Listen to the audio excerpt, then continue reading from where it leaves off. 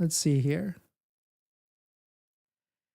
In this next topic, we're going to make the case because a lot of you out there are probably interested in buying a Tesla Model 3 or Model Y, but we're going to talk specifically about the Model Y and why you should not buy a Tesla Model Y long range. And we'll talk about reasons for the trims and how that you can actually explain the different trims. And we're going to make the case on why I think, depending on your situation, you should actually buy a Model Y standard range instead. So we'll talk about it. But if you're just joining in, my name is Dennis. I love talking about Tesla hacking. So definitely hit that subscribe if you're interested. And so let us take a look at this. So there's 3 trims of the Tesla Model Y, as you know, and the Model 3. There's the Model Y standard range, which has a 279 mile range. There's the Model Y long range that has a 330 mile range. And of course, the Model Y performance, which I personally think is overkill. And that's coming from someone that's had the Model Y performance and the Model 3 performance. And if I were to do it again, you can guess I would probably get the Model Y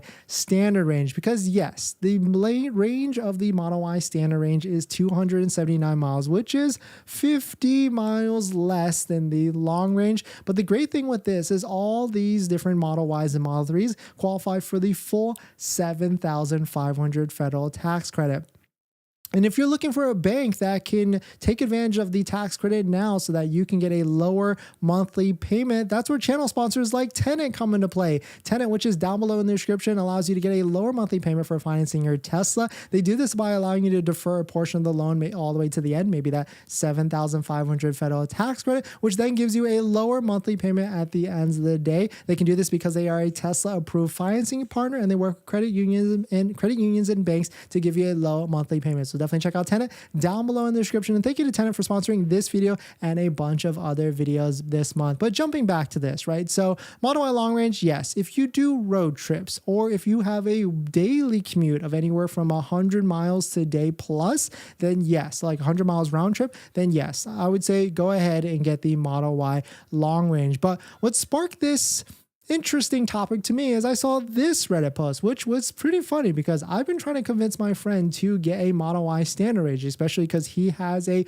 home charger in the setup. They both work from home, him and his partner, and so they really don't have any sort of commute at all, and they already have a second car if they're looking to do any sort of road trips. So really this topic, this question right here, which is quote, any standard range buyer's remorse, which basically is alluding to is, has anybody bought a standard range out there and they've been remorsed on buying the standard range over the long range? And scrolling through some of these topics, a lot of people did buy the standard range. They wanted to save that $3,000 to whatever $1,000, and they really did not look back and regret it at all. But the key thing here is you have to have a home charging setup, and you cannot do road trips. Like if you do LA to Vegas, you're going to feel the burn. You're not going to feel that much of a burn. Well, you might feel the burn because we just did Vegas back. We left Vegas with 30% charge back to Los Angeles, which is usually a 4-hour to 4.5-hour drive. But we left with 30% from Vegas, which, as you can imagine, and try and guess what happened, we had to stop 3 different times on the way back, which is not bad when you have dogs and you take bathroom breaks and things like that. So it's a nice break. But we did have to charge up 3 times because when we got back to LA, we had to go to another event. So we didn't want to be stranded and coming back with 0%. But if we were going out after that, we'd have been able to do it with 2 charge stops within the way, and we would have been completely fine. But the key thing here, and why I strongly believe if you do not do any sort of daily road trips or even quarterly road trips, get a Model Y standard range. And especially if you have a home charging setup, because that $3,000 plus the $7,500 plus any sort of state incentives, plus if you use a referral code just like the one down below in the description, you can get an extra $500 plus 10,000 loot box credits, which those 10,000 loot box credits you can then use to get a wall connector, which is I don't know what, $475 valuation,